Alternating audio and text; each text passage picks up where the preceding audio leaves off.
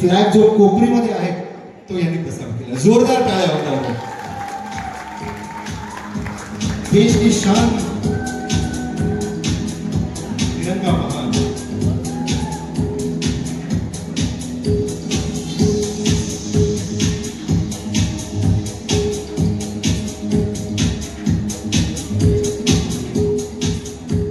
Second largest Indian flag जो कोपरीमध्ये शान के साथ तिरंगा जो दिखता है आसमान में,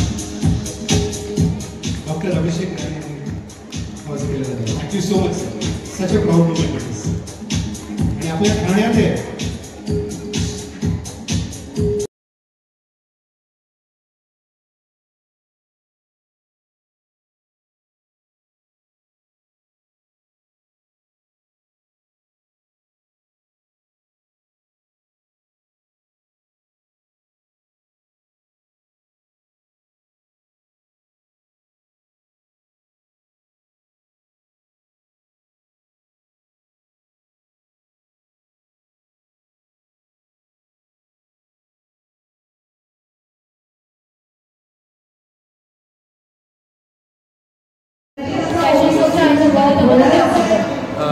सर्वप्रथम एवाज एंटरटेनमेंटला आमच्याकडून खूप साऱ्या शुभेच्छा.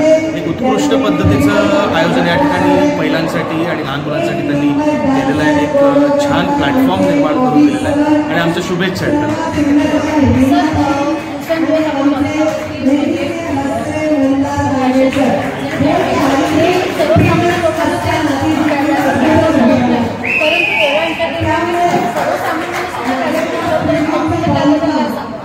तर त्याचं कौतुक करण्यासारखं विजयाजींचं आणि एवाज एंटरटेनमेंट त्यांची जी टीम आहे उत्कृष्ट प्रकारचं त्यांनी हा एक संकल्पनाही घेऊन सामाजिक उपक्रम हा जो केलेला आहे सर्वसामान्य लोकांसाठी खूप उपयुक्त आहे आणि फ्युचरसाठी छान प्लॅटफॉर्म निर्माण करून दिला आहे.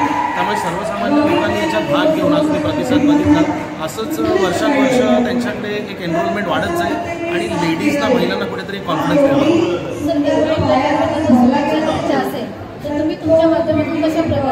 त्यांना हेच सांगेन की छान काम करतायत, असंच करत राहा. वर्षानुवर्ष त्यांचं जे वाढतं स्वरूप आहे कार्यक्रमाचं ते वाढू द्या. अजून नवीन संकल्पना घेऊन पुढच्या वर्षी परत ठाण्यामध्ये एक वेगळ्या पद्धतीचं फॅशन शोचं आयोजन करा आणि आम्ही त्यांच्यासोबत नेहमी आहोत. थँक्यू. खरं तर माझ्याकडून फार शुभेच्छा आहेत. विजया शिंदे आणि अमोल शिंदे आयोजित या कार्यक्रमाला मला येण्याचा योग लाभला आणि खूप सुंदर असं फॅशन शोचं आयोजन केलं. तर लहान मुलं असतील या सगळ्यांसाठी हा एक प्लॅटफॉर्म त्यांनी निर्माण करून दिला. म्हणून एवा एंटरटेनमेंटला माझ्याकडून फार शुभेच्छा.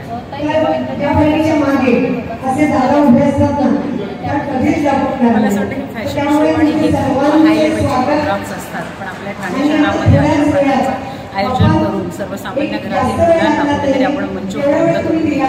त्या माध्यमातून मला असं वाटतं विजया शिंदे गेली अनेक वर्ष काम करते आणि त्या कामाचीच प्रचिती आज मला असं लोक बघतायत की भरभरून असा प्रतिसाद त्यांच्या कामाला मिळतो आणि माझ्याकडून त्यांना फार शुभेच्छा असतात की असंच ते उत्तरोत्तर प्रगती करत जावं.